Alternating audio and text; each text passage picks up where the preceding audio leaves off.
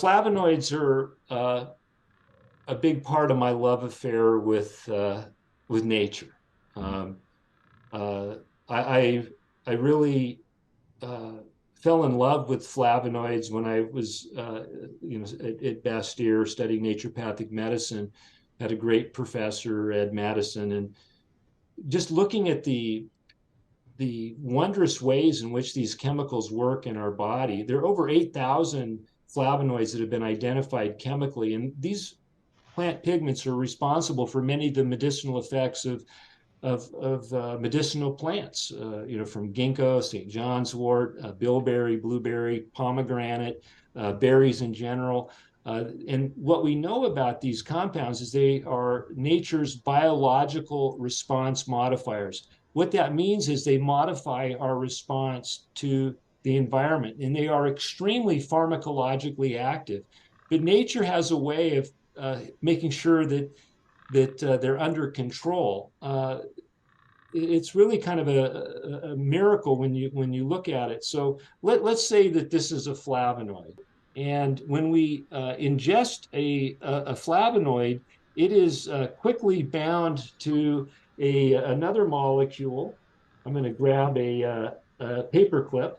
So the paper clip gets bound to the remote, or the flavonoid gets bound by sulfur or glucuronic acid, and then it then circulates in our body in a bound form that's inactive. So for years they thought, well, flavonoids aren't that important to human nutrition because when you ingest them, they get bound and they become inactive.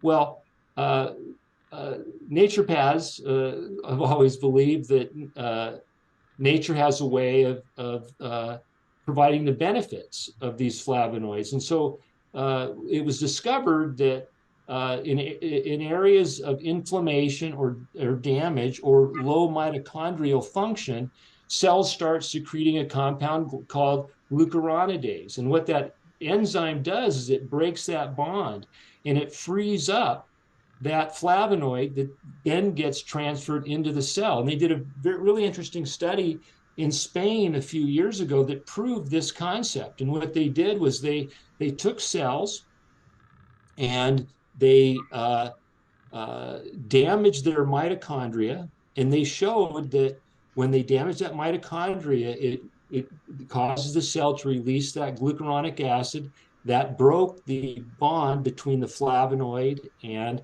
the glucuronic acid, and that allowed the flavonoid to get into the cell and not only get transferred to the cell's nucleus, but also to the mitochondria. In both the nucleus and the mitochondria, the flavonoid exerted an effect on the cellular genetics or the mitochondrial genetics to reduce inflammation and to promote repair. So they showed that flavonoids, in this particular case, they looked at quercetin, was able to repair that mitochondria, which that was not thought possible prior to that. So flavonoids are really important, and they've been a mainstay of my diet for for over 43 years. When I first started hearing about them, which is a long time. I've made a goal. I've had a target of flavonoid intake every day for the last 45 years, practically. And I think and I have this on my website, drmurray.com. You just go to search and type flavonoids.